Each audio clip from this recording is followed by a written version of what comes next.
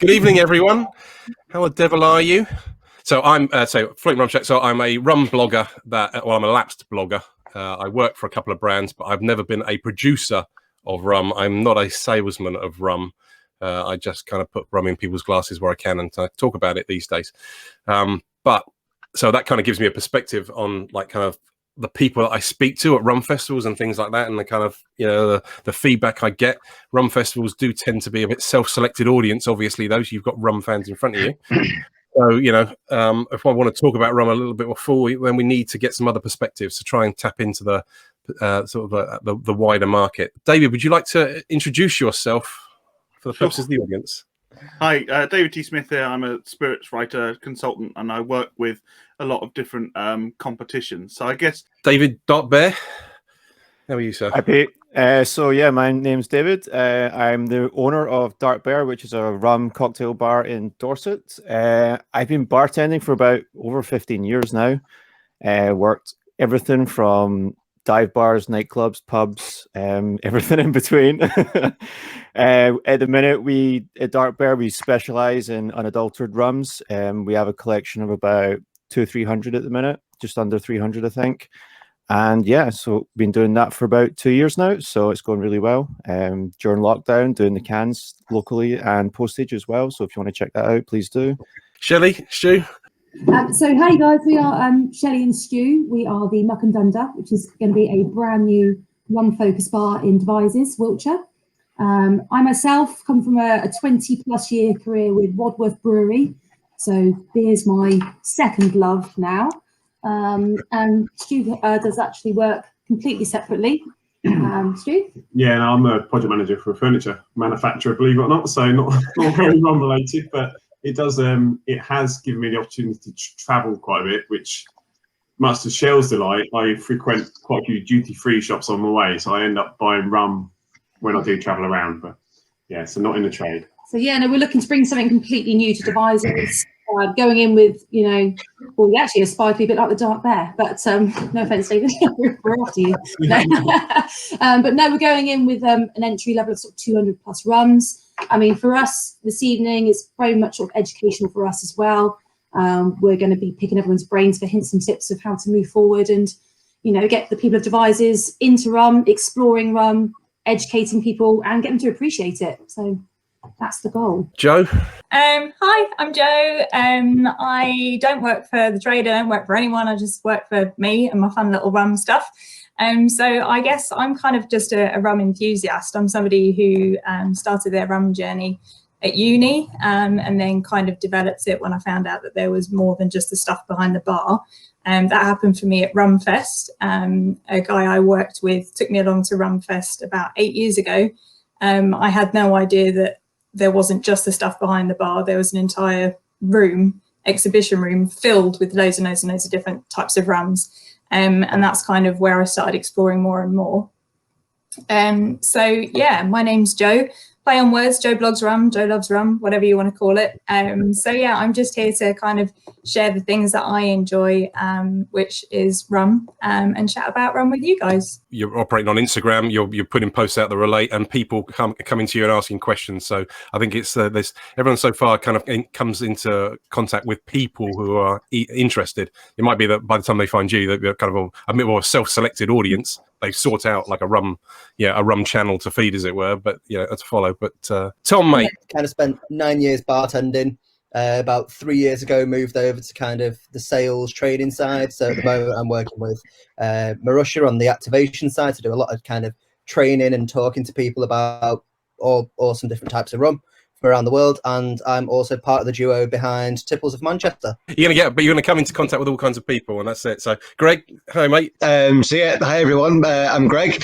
Like a few people tonight, I've done lots and lots of different things in the industry. I've worked in the alcohol industry since probably slightly before I was actually old enough to. Bartended for 5-6 years. Spent 4 years in training and development roles and operations.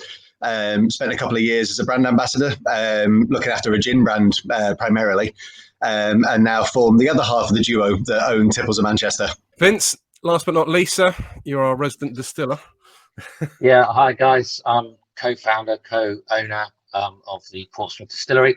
and also the distiller, head of creative here. And our brands, you can probably see them over my shoulder. 1968 is our unaged rum, Cinnabar Spice Rum, and we do a botanical rum called Forum. We're also laying rum down with our first aged rum coming out on the scene around about this time next year. So fantastic. That'll be a 3-year-old. Love everything about rum. Been drinking it far too many years, way before I was legally able to. First time I tried it, I think, was as a nipper in Trinidad. So love the stuff. And am I right? You think you've been you've served in the Navy? Is that I was in the Navy. I was in the Navy for 26 years before we started this. Well, I was Navy, and then I worked for Geese Line, so I was in the Caribbean for 6 years between the Navy and starting the distillery. Ever since I started blogging, 12 years ago, people were saying rum's going to be the next big thing. I think it's fair to say that I kind of like, in my famous triangle of rum drinkers, I maybe occupy the statistically insignificant in terms of sales aspect at the top of the pyramid, where the stuff I drink might be a little bit kind of out there and kind of geeky and stuff, and all the money's to be made a bit further down, where regular folks are drinking lots of it, like supermarket brands or volume kind of brands, and rum is everything in between. But it's kind of like, are we hoping, what's our hopes for the future? So I suppose the question I can ask the panel, where are the weaknesses in the current level of education you think that the average rum consumer has? Because perhaps the goal is to sell more rum, or at least sell better rum, or take people on the rum journey. That's what I'm hoping for anyway. Anyone like to throw something there? Well, I'll go first. It's really important so people understand what's in the bottle. Because if you look at other categories, so good examples, whiskey. If you tell people, if they ask you for a whiskey at the bar and you say, well, what whiskey would you like, or what do you normally drink? Mostly the answer would be, a single malt. But if you ask somebody what a single malt is, they probably couldn't tell you. So they could probably tell you that it's, that it's a premium whiskey, and that's about it.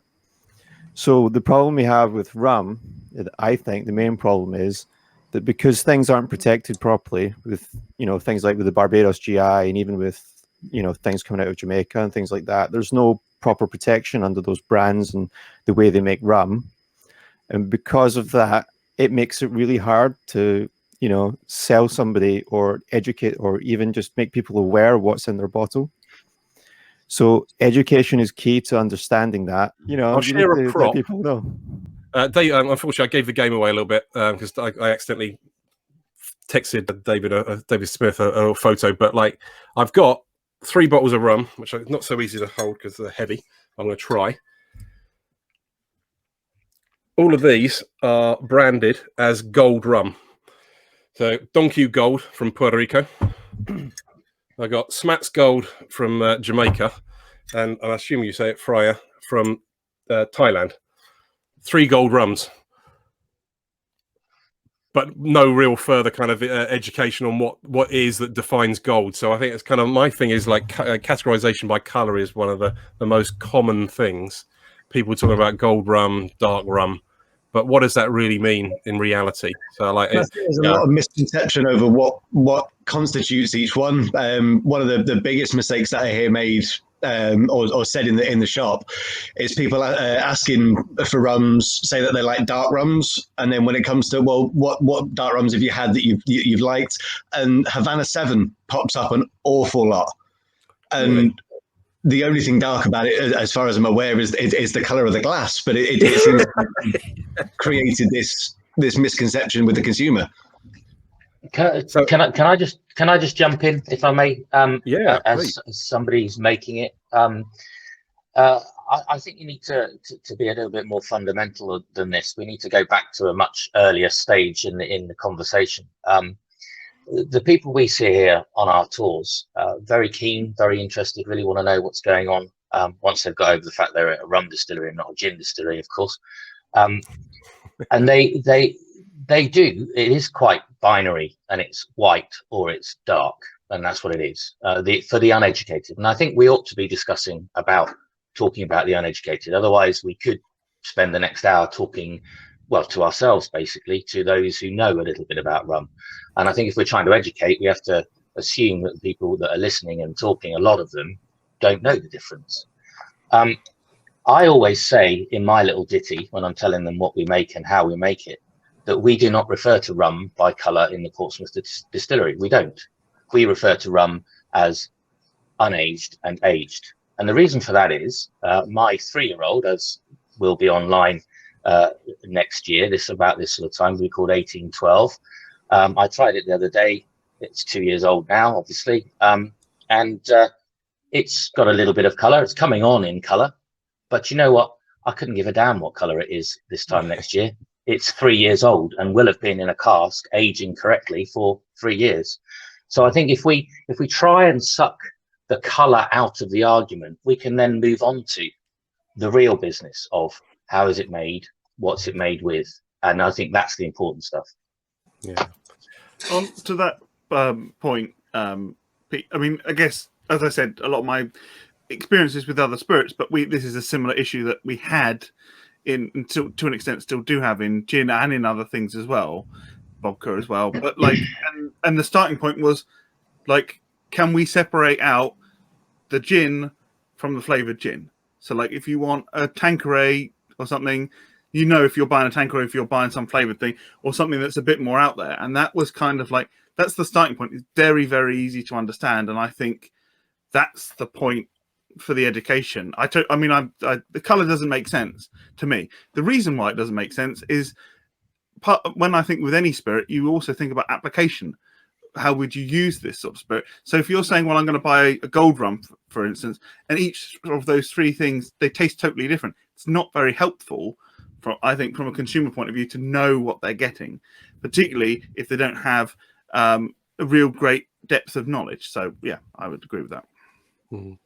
We have in the spirits industry, there is a generalization in there. We talk about white spirits and dark spirits, kind of like gin, vodka is white, and then you kind of talk about whiskies and brandies and things. But that's that very, very top level loose, you know, and that's within the industry. It's prevalent, but we're the only ones. The rum category is the only one that seems to have that white, gold, and dark as a thing that hangs on. No other spirit category has that. I find that a little bit of a little disingenuous. Has it been an advertising thing? Maybe that's how it started, and it's just like big brands, just marketing terms. Well, gold sounds premium, I'm sure.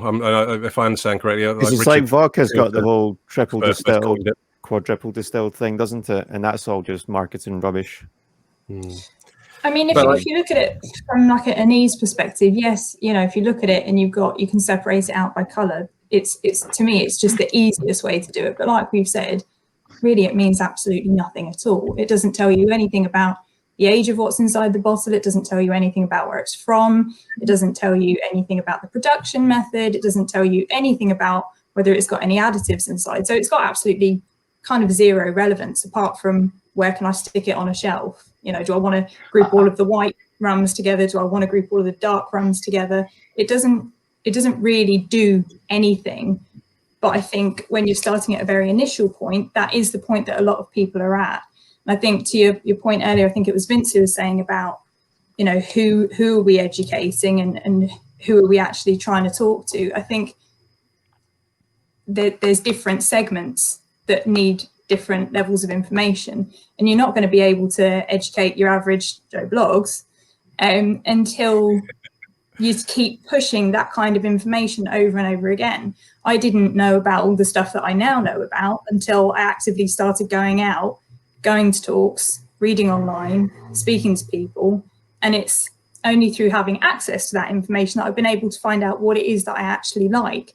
So I think there are lots of different segments of people who need different segments of information depending on where they are in their rum journey. Because if you started saying somebody who says, oh, you know, I really like dark rum, that actually maybe what they're really after is a pot still Jamaican or pot still Bayesian rum, that's a very, very different thing. And that can be quite alienating. So I think there's different pieces of information for people depending on where they are at their journey. I've just mentioned Kit in the comments mentioned in response to Greg, he said like, or Kraken, you know, in terms of people wanting a dark rum. And of course, Kraken being is a spiced rum. Yeah, heavily coloured spiced rum, so it's not even really rum anyway. You know, it's a spiced rum being a separate category to real rum. I don't mind saying it. I'm not being paid on. I mean, I'll be honest, and we've been doing this. Like I do a rum club and I do a spice rum club because I want to kind of separate the two. You know, they are what they are. But yeah, people's idea of dark rum can be Kraken or it could be Woods. I keep waving these around. I'm not doing it to be mental, but like I think Woods is what 3 years old, and this is 3 to 8 years old, and it's like, yeah, this is just heavily coloured, and also I think Woods is pretty good value for money. I don't think it's rubbish by any means, but you know, the colour means nothing. that's the classic. That's exactly the classic example of what I was saying there. And also, of course, the white rum category. There are plenty of very, very top quality white rums out there which are aged. They've just been charcoal filtered.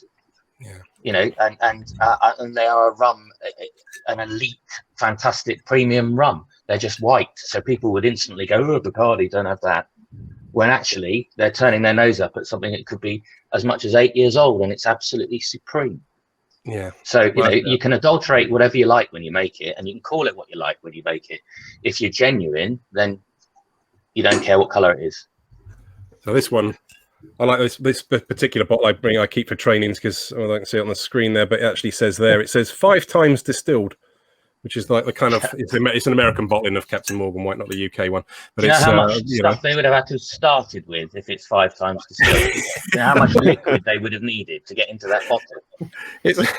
To be fair, it's kind of, the irony is, like say, yeah, 5 times distilled was actually, there's 5 columns to the distillation set up at the US Virgin Islands, you know, distillery. So I assume that's where the marketing department got it from. And I guess marketing have got hold of that bottle and they called it 5 times distilled. I honestly, I actually picked this up in America because I saw it. I was so impressed that I use it for when I go around and do trainings and things.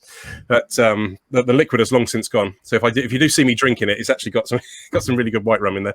Just in case I need to pull the caramel out to do the caramel color trick thing, you know. So yeah, we've got so this it. So are we? Yeah, are we missing? Are we in danger of alienating people if we want to bring them into rum? If we try and make it too complicated, because at the other end of the scale we've got like Gargano classification, which talks about distillation, as Dan's mentioned in the comments, and puts the emphasis on production.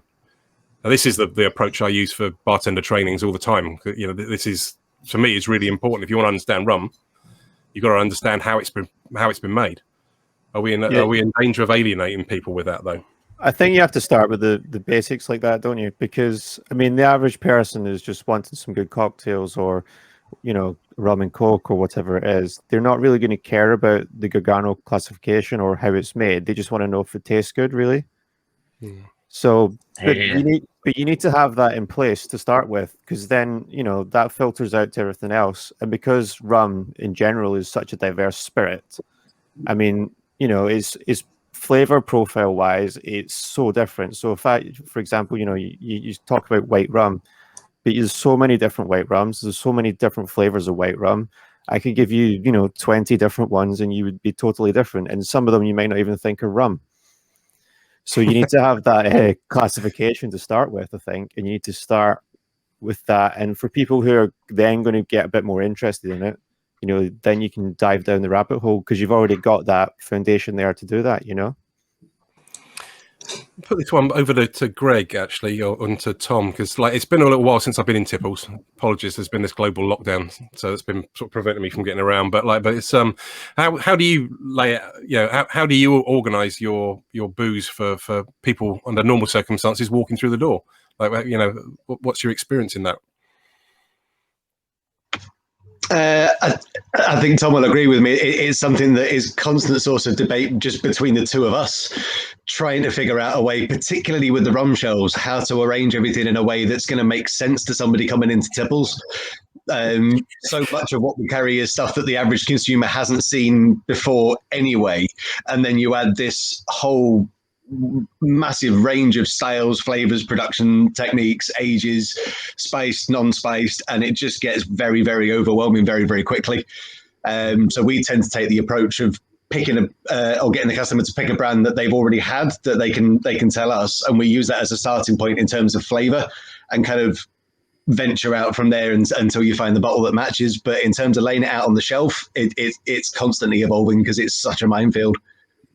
So you're not trying to group them by pot still or by region, or the kind of brands would be grouped together, I guess. Your Diplomaticos and Dawley's rums all together.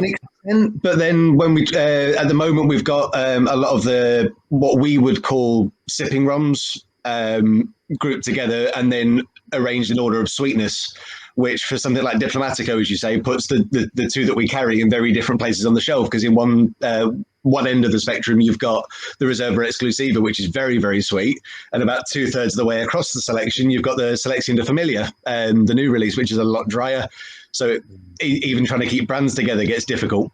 That's interesting. I must admit, despite perhaps maybe David knows me too well, but I wasn't necessarily here to talk about sugar on this one particularly. This is kind of like about that's another level of adulterations and stuff. But actually grouping or laying things out from a dry through to sweet is something I didn't even anticipate being a thing. But is this what people are after? To represent it to the largest number of customers. Yeah, but is this what you find that most people are asking for? This, or they're coming in with that sort of?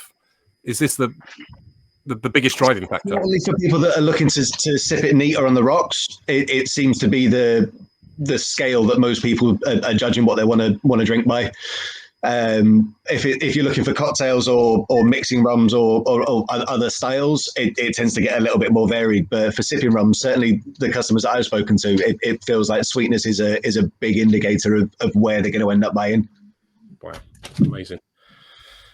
I think for us, the Mark and Dunder, it's effectively about getting the right rum in the right hand efficiently via the menu layout, effectively via staff and team training. Now, Stu and I are always selfishly going to organise our rum collection or our shelves, our menu by age, and then distillation method second. That's how we buy our rum. But for Joe Public coming in, it's something brand new to town. How do we stop someone being completely overwhelmed with 200-300 rums on the shelf and just panic buying? Because or how do we train new people, recruit new staff locally, and get them to have that almost flow chart in their head to a selection process?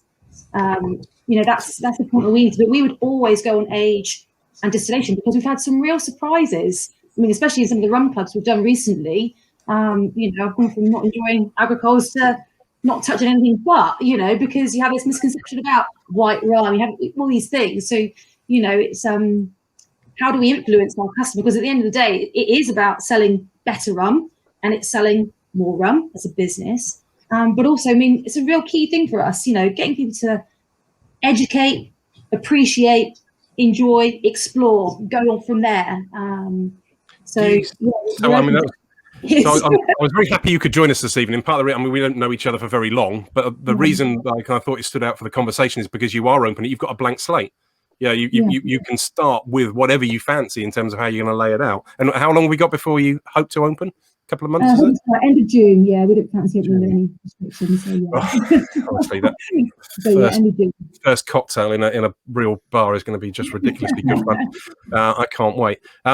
Interesting. I'm going to ask, why age? Do you think is that because you're kind of looking to go up to you equate age with value, so they become more expensive? Is that or? Again, it's a misconception, isn't it? Usually the rule of thumb. I mean, I can only talk on a beer front, coming from a real ale background. The rule of thumb is the darker the beer, the stronger the beer. It's just one of these things within the trade. But I just think, for me personally, I love long aged rums. I like really quite heavy, dark rums. That's my go-to tipple. However, I do really like sort of 1 to 3, 1 to 4 year old rums. They're nice and refreshing. I see you can get some real good oak. Anything from sort of wooden, filtration. Doesn't have to be dark to get those characteristics. And I'm quite new to rum. I'm not sort of saying I know nothing about nothing when it comes to it, but I know what I like and I like what I know. And how do we get people on board without just going for, there are other brands, but a dead man's fingers, because there's so much money behind the branding. You see it everywhere. It's a safe option for people. How do we communicate that well within the bar to get them not to go for that and to go for something more craft, more, ninefold, the 1868. Portsmouth, obviously, Portsmouth Distillery. Yeah, absolutely. Yeah. And it's, how do we get into these? My experience, I think, Shelley, I think you're answering your own question, really, to a large extent.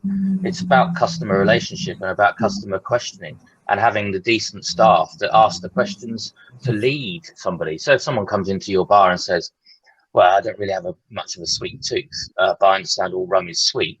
You say, well, it's not actually. You can have blah or whatever. Do you want a cocktail? Do you want it on the rocks? How do you want to drink it? How do you enjoy drinking your booze? And then from those questions, if you've got a bunch of go-to in your head with your staff, you can point them in the direction. They have the first one. How did you like that? Or it was a bit, well, try this one then this time. Now, this has nothing to do with categorization, I don't think. This is about how you sell the products you're trying to sell, whether you make them yourselves or whether you buy them in and sell them. We had the Rum Club for 5 years before we did this, and we were selling rum in exactly the same way, but in a mobile rum shack.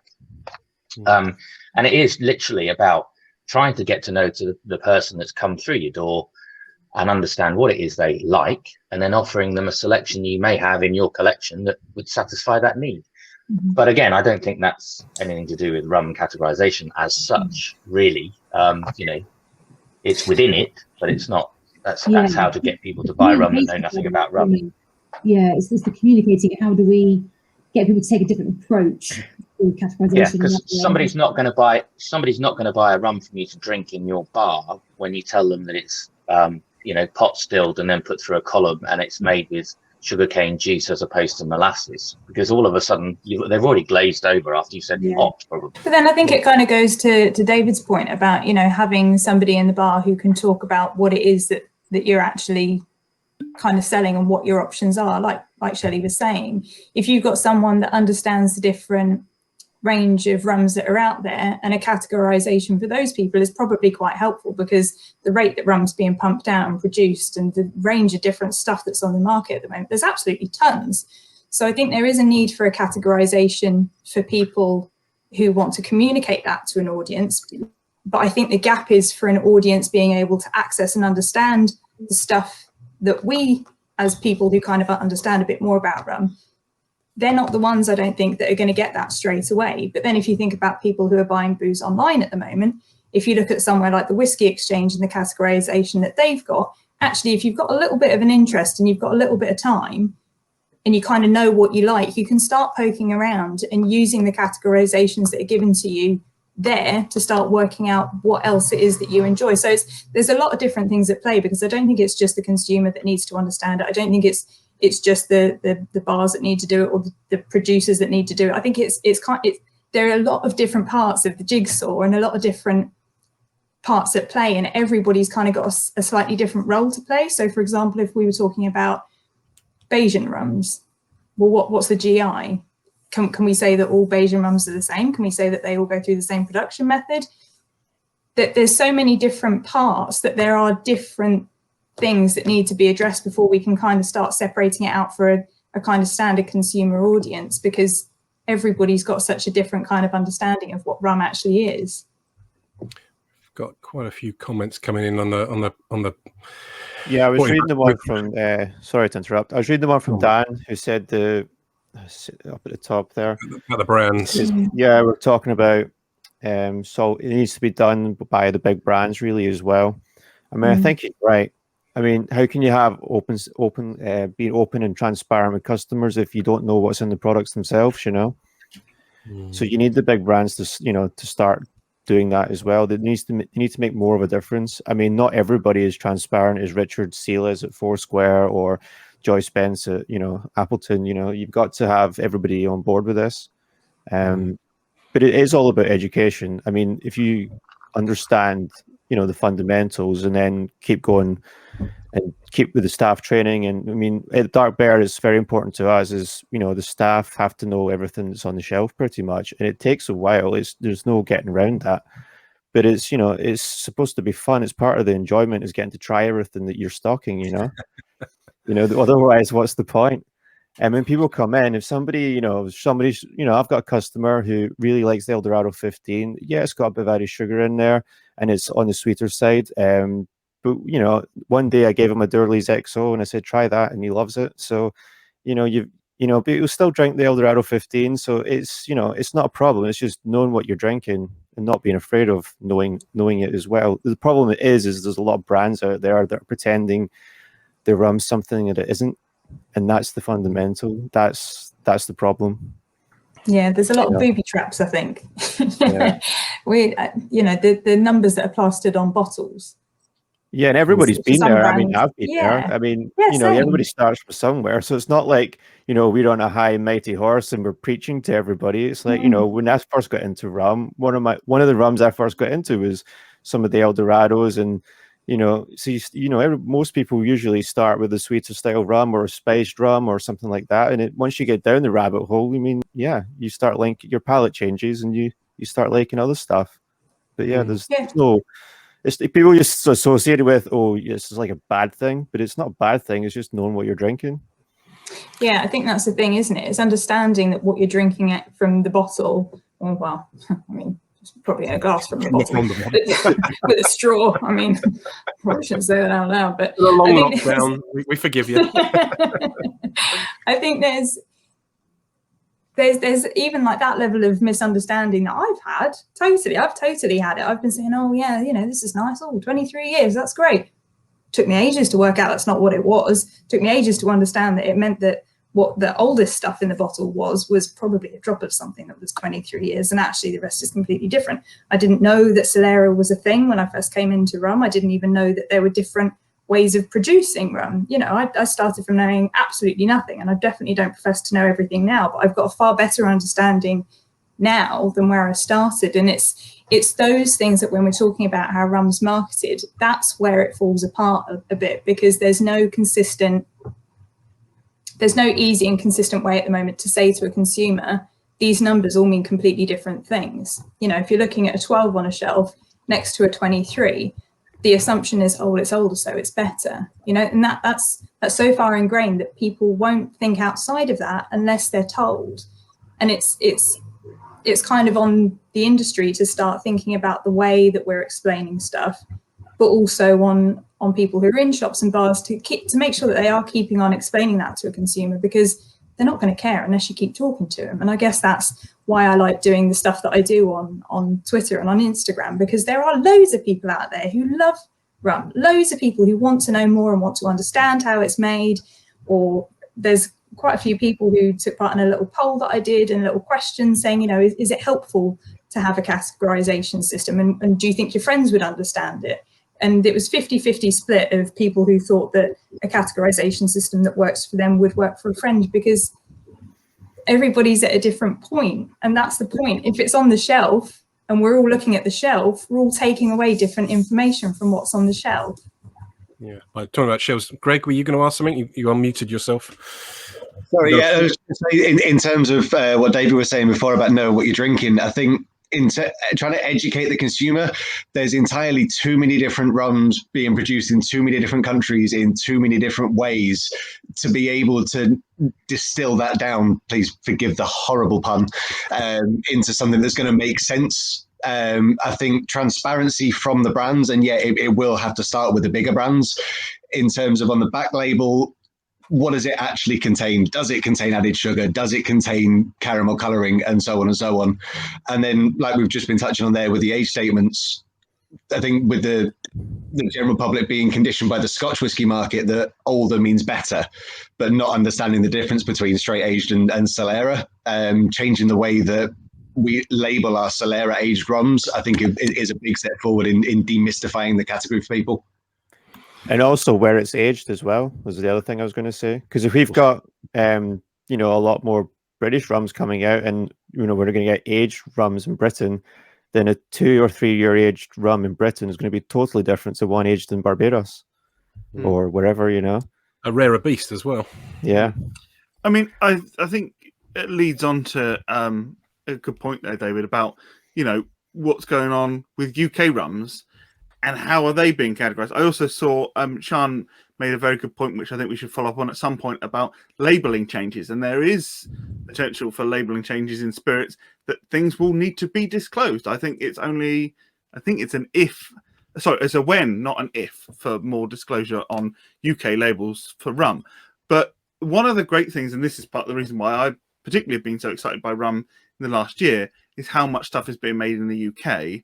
Because this is a chance for people to visit and see the rum being made, and they might have been able to go, they might have gone out to to the Caribbean or something. First distillery I ever went to was in the Caribbean, but and I was like 6 at the time, but there we go. But people visiting, people seeing people like Vince and other people as well, it just captures their imagination so much more, because it's not just something local, which local food and local drinks, but they can understand it, and there's more of a chance to have that conversation.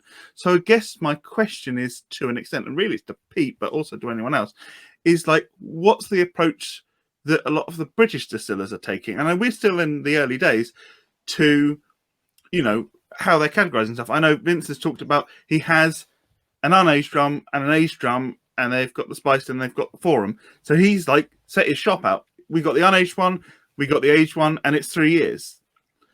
But I mean, what about more broadly? I know there's more work's been done in Scotland, for example, on this sort of thing. Yeah, I think there's I'll jump in. I mean, as far as the age is concerned, my plan for the label on the age is I'm going to go very much down the how it's made as well, for proper clarity. And the reason for that, and the absolute reason for that, is because people won't believe it's 3 years old, because it isn't going to be well, it will have some color, but it's not going to be as dark as they might think it should be. And certainly when we get the 5 year, I wouldn't imagine that will be as dark. And the reasons for that, I'm not going to go into that, for the maturation and the humidity and the blah blah blah. As the point was made a minute ago about aged rum in the UK is going to be different to aged rum in the tropics. Of course it is, because of the environmental conditions. And that's the exciting thing about rum right now, because we don't know. We're one of the first distilleries in the UK to be aging rum absolutely correctly as it's been aged since it was first made. And we can have an argument about who made it first, but I won't say a country. And so this is the new dawn. This is the fun, and we don't know. So therefore, rather than wrapping ourselves up in all the gumph of categorizing it by color, and I'm going back to the color piece, I'm going to categorize it by telling everybody on the bottle how it's made. Pot still, made using sugarcane syrup, which we make from dehydrated sugarcane juice from Costa Rica, and then it's been aged for 3 years in an ex-Jim Beam bourbon barrel. There you go, in an 18th century fort, Fort Cumberland, Eastney, Portsmouth. Fantastic place to come for a tour. So that's and I think so honesty is the best policy, and I think that's what we're skirting around here a little bit. And I think that's probably because at the end of the day, who are we to tell the big boys what they should put on their bottle to say what's in it? But I think it ought to be an honest statement, and I think it should say exactly that. How you get around the Solera issue is another conundrum, because if you put 23 on a bottle, people think it's 23 years old, unless you then write a massive bit on the back of the bottle which no one's going to bloody read. How do you get around that? To be fair, on the back of the scaffold bottle, it says a blend of rum 6 to 23-year-old. I mean, it says that hidden on the back. But I mean, it's kind of if I may, this idea of qualifying a value. The cost of your rum is, you're a much smaller scale producer. It's going to cost more to get that 3-year-old rum. When you put it on there, I don't know whether you have an idea of retail in mind, but if it's not over 50 quid a bottle, I'd be surprised. It should be, because it's worth so much more. You're not a high volume producer making light, efficient column still rum, churning it out by the 100 litre per minute kind of thing. So, there's a lot more value to it, and that's going to. So if your rums are at Tipples in a year's time on the shelf, they're going to want to be able to help communicate that value proposition as well. And there are lots of rums on the market that are very inexpensive. We have unfortunately a rum category that. Let's be honest, in lots of cases of the bars, is driven by price. People want the cheapest spirit because your local customer base can't afford more than £8 a cocktail or whatever it might be, and even £8 might be a bit on the high side. So the cost of your ingredients needs to be as economic as possible, and it's a balance finding that thing. So but rum is invariably, I try not to have a chip on my shoulder when I say this, but I think when people look from the outside into rum, they think rum is a cheap spirit. And I guess that's because the market leaders invariably are holding the price down accordingly, you know, and to their advantage because they can do it, and that's it, and it kind of prices other people out. But in answer to Dan's question about the big producers making the change, I'd use an analogy or a situation when Richard Seale first started talking about sugar in rum many moons ago, and it was a long time ago. £5 a cocktail, Pete. I want to drink £5 cocktails, thank you. I didn't think it was going to pick up the weight of people talking about it the way that it did, but it did capture, and now lots of other brands now use that as their shtick, and it kind of grew. So from one relatively small producer in Barbados, that kind of message has grown quite big. So I think actually it's the smaller and the craft that can actually lead the way on it. So Ninefold writing all the important details on his bottle, Vince doing the same at Pompey. I think this is a really good start, because the visitors to the distillery will get it, and they're the ones you've created a little band of rum evangelists that then go out and share it with their friends, and it trickles down and out and through the market. And people who don't mind spending, what is your white rum, just out of interest, 35, something like that ilk? 32. 32, okay, £3 better. How about that? Okay, but so it's not the cheapest white rum on the market, but you can ascribe a value to it because you've met the guy who's made it, you know, and you've seen the system. So. And it's an artisan product, and you know, and just the whole genaissance that has been going on now for the last 10 years or so, that has allowed those of us who make an artisan rum to be in the market, because it costs a lot more than it does to make gin, and therefore, you know, people now don't balk at paying 32, 35, 40 pounds for a bottle of spirit, white spirit these days, gin being in that band. So actually, when you then produce a rum, which really does cost quite a lot to make, and you put it on the shelf at 32, people don't go, I've never had anyone go, well, that's way too expensive, because they already know it's an artisan product, right? And so I think that's one thing I thank gin for on a daily basis, I have to say. I also think people who got into the whole gin revolution and the whole craze, you have to thank them for just the general interest in spirits as well. Absolutely. We had a massive uptake because we do a lot of tastings, and we've had a massive uptake in tastings and people getting really into it just from getting into gin and having, you know, trying different ones. And every time they go to different part of the UK, they try to find like the local gin, you know. So, I mean, people are into spirits. People are into food, have been for a while. People started moving on and caring about more what they're drinking as well. So, yeah, people are out there that want to be educated. It's just a matter of finding the right people. You know, you're always going to get people that don't care. They just want to get drunk and have the cheapest thing, and that's fine. But, you know, you're going to get equally just as many people who would rather not have the nasty hangover, you know, and just drink something a bit better, you know. So you just got to find the right ones. Gargano classification talks about distillation style and what it comes from. There's a matrix, which I might just flick up on the screen in a minute for the benefits of, I'll certainly share a link. But we don't talk about spice rum in that, because once you've flavored a rum, well, it's not really rum anyway. It's a spirit drink, and it's kind of like it's a whole different conversation, no less worthy of celebration, because, you know, it can be as equally well made. But you know, at Tipples, are we people coming in and confusing spice rum and rum? Does this cloud perspective? I don't think there's as much of a confusion, but there's definitely more interest in in-store trade in the spiced and flavored rum. And it's interesting, we talk about this after we've mentioned the boom in gin, because I think what the gin explosion has done has made people think of spirits as things that can now be flavored. I think before gin exploded, vodka was the only real category that had a diverse range of flavored options. Whiskey was whiskey, scotch was scotch, gin was gin, rum was rum, bar a couple of spiced options at the time. But then as all the flavored gins have arisen, the pinks, and they've got more and more sweet, more and more flavored, that's kind of given people that realization that there are flavored spirits out there. And I think spice rum is leading the charge and kind of bringing people into the category, whether you want to bring it into the same sphere or not, and hopefully creating a springboard into more traditional classic styles of rum. I've just put the link to the, I think the easiest place for Gargano classifications on the Le Maison and Villiers website. So I've just shared a link to it. Just in case anyone, I'm very happy to see quite a few people dialed in for this one. Quite a few producers as well, distillers. So let me just very quickly share the application. Where's it gone? Where's it gone? Rum Categorisation. Oh, talk amongst yourselves. I haven't actually cleared the. I think one of the comments that I've picked up is Avian, don't know if I'm saying the name right, sorry, who's put, I guess part of the problem is giving the consumer something they can rely on.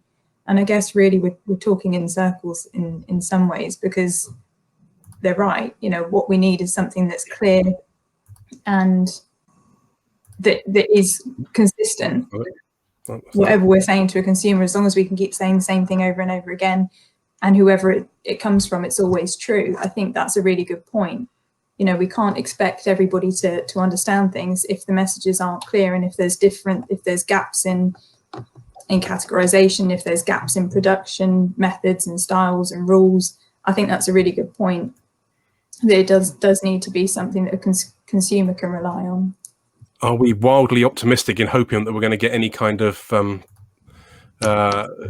joined up thinking though from producers? I mean, anyone can see that. Of course we are, but nothing changes unless we just keep talking about it, right? I mean, you know, we can all sit at home and have our little wish list of what we'd like a Rum to be and how we'd like it to be, you know, communicated. But unless we actually talk about it and keep bringing the conversation up, then nothing's going to change. So I'm all for it. I think you made a good point, Joe. I also think it's a step-by-step thing, right? It's not going to be suddenly a huge, big new like classification system that's adopted immediately by everybody. But maybe the first step is talking more about aged, unaged, and not talking about white and gold and dark. Like just that, I think would make a huge difference. Like I really think that would make a massive difference to just the basic understanding, and then you can go from there. But like that's, to me, that should be like kind of get that done and then move on as well, I think. So I kind of using what's on the screen. If you can see what's on the screen, it's a little. I can't make it bigger too easily for you guys, unfortunately.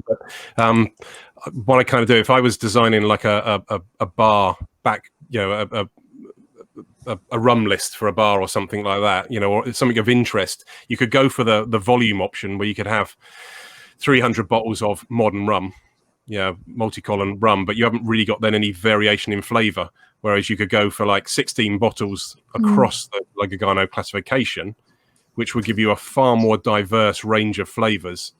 And so you get much more interest within it. So I'll share the link. I'll share the link to the actual PDF as well.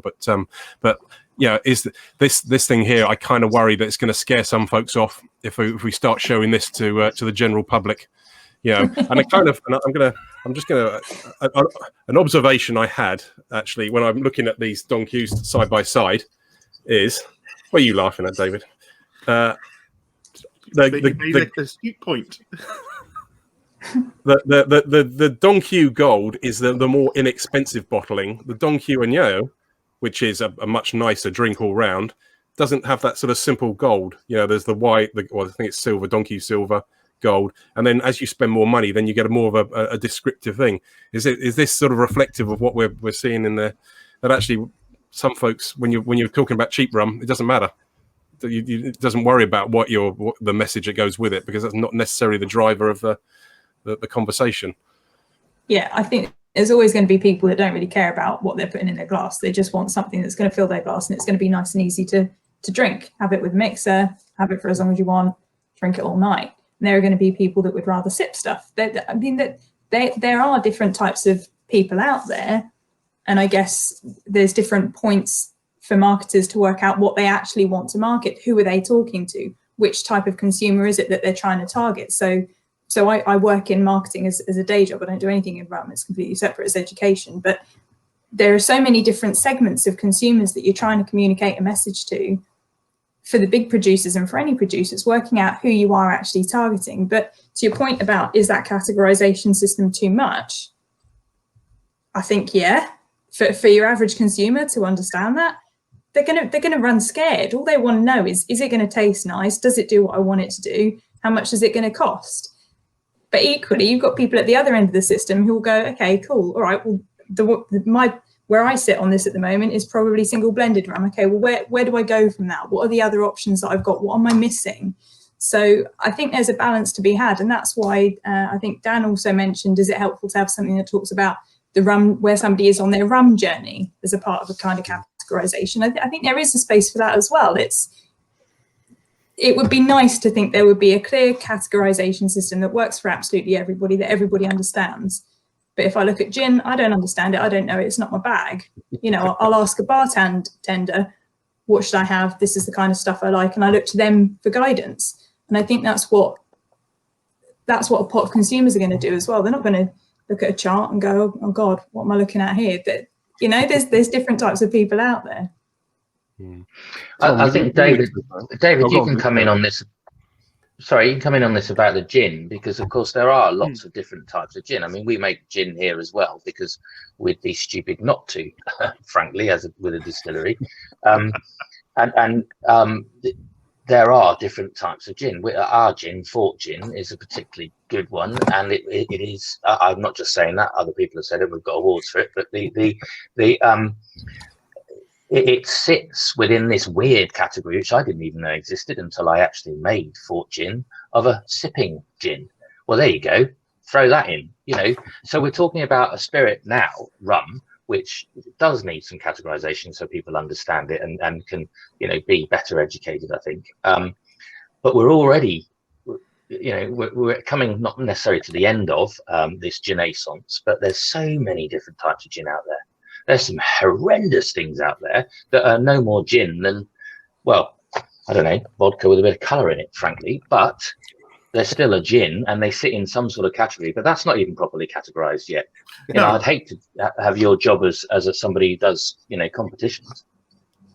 Yeah, well, we have to, from a competition point of view, you have to have a categorisation that makes the most sense for the judges and hopefully makes sense to the people entering it, so things get judged as fairly as possible.